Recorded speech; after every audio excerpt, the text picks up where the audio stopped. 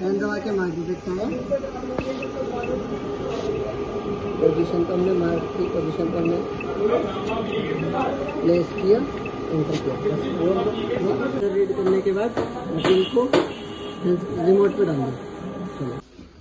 Cutting file को select किया, plot selected path, then click on registered mark, detect mark. Detect mark हो गया। Number of copies हमने feed कर दी, फर्स्ट टाइम और कंटिन्यू दोनों में हम 4 टाइम रखेंगे। जो स्टार्ट करेगा तो 4 बार करेगा, फिर करेगा। बस आपने प्लॉट किया बंद।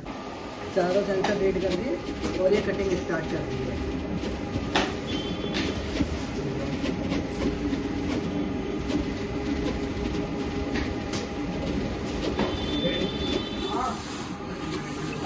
अब हम इसे निकाल के चेक करेंगे। मशीन को रोक दिया हमने।